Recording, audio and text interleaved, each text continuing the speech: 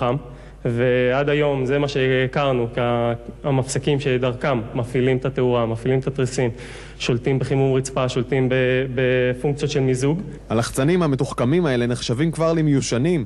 על הקיר ממול מחכה לנו המילה האחרונה. זה אייפד ששתלנו אותו בקיר. דרך המוצר הזה היום יש לנו אפשרות לשלוט על כל התאורה, כל התריסים, כל החימום, דריכה של מערכת ההזקה, ניטרול שלה עם אופציה לצפייה במצלמות רשת. נכנסנו הביתה ובלחיצה אחת אנחנו לוחצים על תרחיש כניסה, לפתוח קצת את התריסים, או רוצה בכיבוי לכבות גם את המזגנים. האייפד שולט גם בטלוויזיות ובמערכות הסטריאו, אבל אל תחפשו את האפליקציה הזו באפסטור.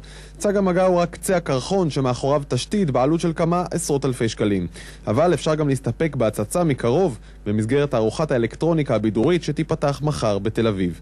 גם הטלוויזיה החכמה הראשונה של פיליפס תהיה שם, בתפקיד השלט, האייפון או האייפד. אנחנו רואים פה כל מיני אתרי אינטרנט מיועדים למה שנקרא מדיה ביתית, שיהיה לנו יותר קל ונעים לשבת מהספה ולגלוש בהם, להיכנס אליהם. יוטיוב למיניהם, פיקאסה, פאנספורט. די מפתיע לגלות שאחת הטלוויזיות הכי מתוחכמות בתערוכה בכלל לא יוצרה על ידי מכונות.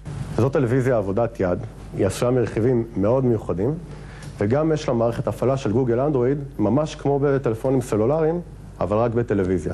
אז חוץ מלהשיג סרטים, אני יכול בלחיצת שלט לעבור לתפריט האנדרואיד שלנו. כאן יש לי פה אפשרות להיכנס לדפדפן האינטרנט, לצפות בסרטוני יוטיוב, לגלוש במייל שלי, בפייסבוק, להוריד אפליקציות, לשחק, לגלוש, הכל חופשי. נכנס לשוק האפליקציות, מוריד את האפליקציה שמעניינת אותי.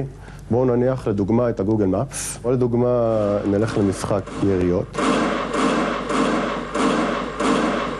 בכל מקום שאנחנו הולכים אנחנו עם מסך, ואנחנו רוצים לצרוך את המידע שלנו בכל מקום, את המוזיקה, את הסרטים, את התמונות שלנו, את הרשתות החברתיות. וכרגיל, כששוב נדמה שכבר הכל פותח והכל הושק, למישהו יש מושג איך יראה חדר הילדים בעוד 10 שנים. As I walk into the room and actually commit to being here, we'll turn on the rest of the room.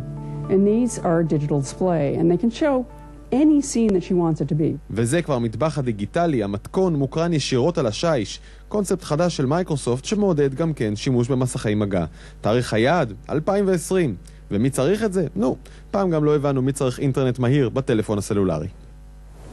יפה, אז בשיאי הטכנולוגיה לחברים הוותיקים, הספרים, שבוע הספר ייפתח רשמית מחר. לכבודו כינסנו קבוצה של ילדים לשעת סיפור עם 2 סופרים אהובים. בין חרוז לחרוז ניסה כתבנו יונתן ריגר להבין האם הדור הצעיר מוצא גם זמן לקרוא ספרים.